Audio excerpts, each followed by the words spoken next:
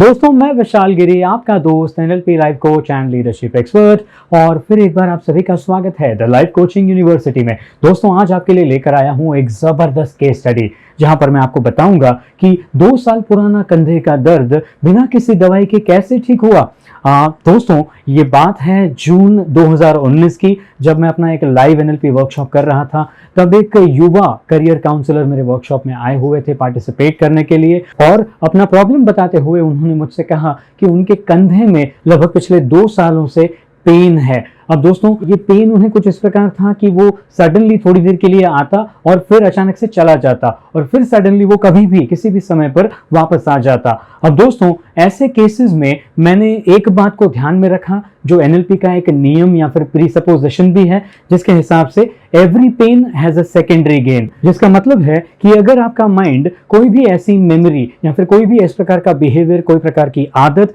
या फिर कोई भी प्रकार की शारीरिक बीमारी या किसी प्रकार का कोई भी दर्द अपने साथ लेकर के चल रहा है, ऐसी कोई चीजें जो आपको वर्तमान में नुकसान पहुंचा रही हैं या फिर आपको किसी प्रकार का दर्द दे रही हैं, तब इसका सीधा सीधा मतलब ये है कि उसके पीछे जरूर कोई ना कोई छुपा हुआ फायदा भी है। और दोस्तों, इसी चीज को ध्यान में रखते हुए मैंने उनसे क्वेश्चन पूछा कि 2 साल पहले आपके जीवन में कौन सी ऐसी महत्वपूर्ण घटना हुई थी, जिसके जवाब में उन्होंने बताया कि 2 साल पहले उन्होंने अपने एक बिजनेस को शट डाउन किया था। दोस्तों, इसी बारे में ज़्यादा क्वेश्चनिंग करने पर एक और बात सामने आई कि वो दरअसल एक जॉब भी किया करते थे और पार्ट टाइम में इस बिजनेस को चलाया करते थे, जिस बिजनेस के लिए जो फंड्स थे वो उन्होंने अपने पेरेंट्स के पास से लिए हुए थे। अब जब वो इस काम को कर रहे थे, तब वो सुबह से शाम तक अपनी जॉब पर टाइम देते और शाम को आने के बाद वो अपने ऑफिस पर जाकर इस बिजनेस के लिए काम करते। और ऐसा करते करते काफ़ी समय से जब वो इस कोशिश को कर रहे थे,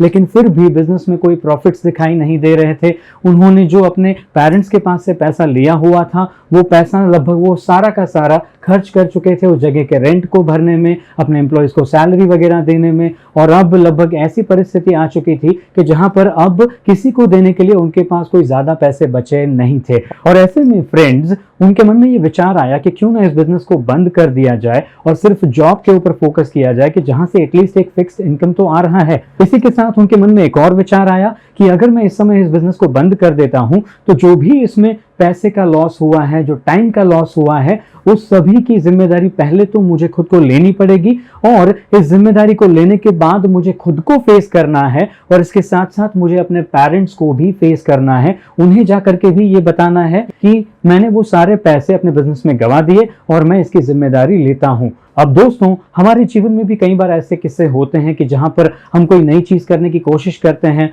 और कभी हमें भी फेलियर मिलता है, लेकिन उसकी जिम्मेदारी ले पाना ये थोड़ा सा कठिन कार्य है, और ये फेलियर कहीं ना कहीं मेरी ही गलती की वजह से हुआ है। और ऐसा कहने के बाद भी खुद को फेस करना, और बाद में जा करके हमारे आसपास के जो लोग हैं, हमारे माता पिता हैं, फैमिली मेंबर्स हैं, फ्रेंड्स हैं, हमारे जीवन के जो कोई और भी इंपॉर्टेंट लोग हैं, उन्हें फेस करना ये एक बहुत ही चैलेंजिंग काम होता है। और इसीलिए इस युवक की जिंदगी में भी जब ऐसा एक क्षण आया, तब उनके माइंड ने भी कुछ इस प्रकार के एक्सक्यूजेस को बनाना शुरू कर दिया कि जिसकी वजह से उन्हें ये जिम्मेदारी ना लेनी पड़े और उन्हें किसी को जाकर के फेस ना करना पड़े। और इसी के चलते शुरुआत में उन्होंने घर वालों से ये कहना शुरू कर दिया कि अब ये शेड्यूल बहुत हैक्टिक हो रहा है, मैं बहुत ज़्यादा थक जाता हूँ। थोड़े समय के बाद उन्होंने ये कहना शुरू कर दिया कि अब ये सब कुछ बहुत ज़्यादा स्ट्रेसफुल हो रहा है, मैं बहुत स्ट्रेस में रहने लगा हूँ। और कुछ समय के बाद जब उन्होंने ये बात कही कि अब मेरे कंधे में पेन हो रहा है, अब मैं इस काम को नहीं कर सकता, तब उनके माता पिता ने उन्हें सामने से कह दिया कि ठीक है, आपसे अगर नहीं हो रहा है तो आप चिंता मत कीजिए, इस बिजनेस को बंद कर दीजिए। इसका मतलब है कि अब जो वो एक लॉस हुआ था बिजनेस में, उसकी जिम्मेदारी अब उन्हें लेने की ज़रूरत नहीं है, क्योंकि उसकी जिम्मेदारी अब उन्होंने अपने हेक्टिक शेड्यूल पे, अपने स्ट्रेस के ऊपर, अपने इस पेन के ऊपर डाल दी थी। अब क्योंकि उनका माइंड ये जानता था कि ये पेन जो हो रहा है उनके कंधे में, वो दरअसल एक साधन है उन्हें इस जिम्मेदारी को लेने के पेन से बचाने का, लोगों को जा करके उन्हें फेस करने के पेन से बचाने का। अब उन्हें ये कहने की जरूरत नहीं है किसी को जाकर कि उनकी किसी गलती की वजह से बिजनेस बंद हुआ या फिर वो बिजनेस ठीक से मैं चला नहीं पाया। ऐसी कोई भी रिस्पॉन्सिबिलिटी अब उन्हें लेने की जरूरत नहीं है, क्योंकि अब वो रिस्पॉन्सिबिलिटी, वो पेन ऑलरेडी ले चुका है। और अब जब तक वो पेन है तब तक उन्हें रिस्पॉन्सिबिलिटी लेने की जरूरत नहीं है।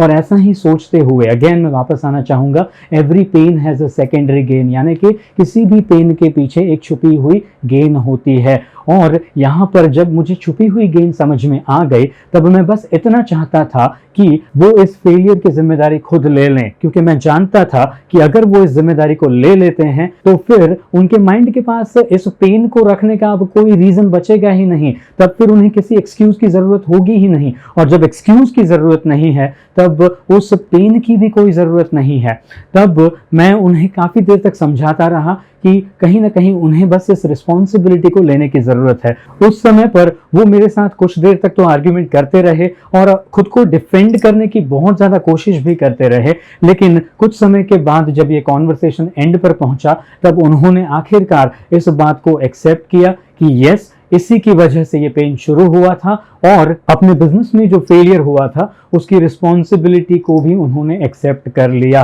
तब फिर उनके बॉडी को अब इस पेन की कोई ज़रूरत नहीं थी। अब आपको सुनने में शायद ऐसा लग सकता है कि वो ये सब कुछ जानबूझकर कर रहे थे। मैं आपको बताऊं दोस्तों, ऐसा कुछ भी नहीं है। ऐसा हम सभी लोग अपने जीवन में किसी न किसी परिस्थिति में करते ही हैं, लेकिन ये पूरा का पूरा प्रोसेस आपके सबकॉन्शियस माइंड द्वारा किया जाता है, जो लगभग पूरी तरह से अनकॉन्शियस होता है, बिकॉज कि हमारे सबकॉन्शियस माइंड के प्रति अवेयरनेस उतनी ज्यादा नहीं होती। इसलिए हमें भी उस पूरी परिस्थिति में ऐसा ही लगता रहता है कि मुझे वाकई में ऐसा कुछ हो रहा है। लेकिन अगर आप अपने विचारों के बारे में ज्यादा कॉन्शियस रहें, उन्हें ज्यादा देखने की कोशिश करें, तब आप जान पाएंगे कि अनकॉन्शियसली कितने सारे ऐसे रीजंस हमारा माइंड हमारे लिए क्रिएट कर देता है, जिसकी वजह से हम कई बार खुद को प्रोटेक्ट कर सकें, खुद को डिफेंड कर सकें। सो हमेशा याद रखिए, every pain has a secondary gain. और इसी को ध्यान में रखते हुए अगर आपके जीवन में भी अगर आप किसी बीमारी से परेशान हैं, अगर आप किसी प्रकार के शारीरिक दर्द से परेशान हैं, तो अपने भीतर उस कारण को खोजने की कोशिश कीजिए।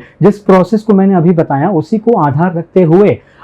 दोस्तों, वैसे अगर आपके लाइफ में भी ऐसे कोई प्रॉब्लम्स हैं और आप खुद उसे सॉल्व नहीं कर पा रहे हैं, तो फिर आप जरूर मेरे लाइव एनएलपी वर्कशॉप में आ सकते हैं, जिसे द लाइफ चेंजिंग वर्कशॉप कहा जाता है। दोस्तों, इसके बारे में अगर आप ज्यादा जानना चाहते हैं तो आप हमें कॉल या व्हाट्सअप कर सकते हैं नीचे दिए हुए नंबर्स पर। वैसे इस प्रोग्राम के बारे में आप अगर ज्यादा इंफॉर्मेशन चाहें तो मैंने उसका लिंक भी डिस्क्रिप्शन में शेयर कर दिया है, या फिर आप हमारी वेबसाइट पर जा करके भी ज्यादा इंफॉर्मेशन ले सकते हैं। दोस्तों, वैसे मैं जरूर कहूंगा आपसे कि इस वीडियो को उन लोगों तक जरूर पहुंचाइए कि जिनके जीवन में आज किसी प्रकार का दर्द, किसी प्रकार की शारीरिक पीड़ा या फिर कोई बीमारी हो, जिसकी वजह से उन्हें हौसला मिल सके, वो अपने जीवन में ऐसे किसी कारण को खोज सकें और जिसकी वजह से उनकी बीमारी का उनको आसानी से इलाज मिल सके। द लाइफ कोचिंग यूनिवर्सिटी में आप दूसरे कौन से टॉपिक्स के ऊपर वीडियोस देखना चाहेंगे, ये कमेंट बॉक्स में कमेंट करके मुझे जरूर बताएं। दोस्तों, हमेशा मेरे चैनल पर आने के लिए, भरपूर प्यार देने के लिए और मेरा उत्साह बढ़ाने के लिए मैं विशाल गिरी आप सभी का बहुत बहुत आभारी हूं। Thank you very much.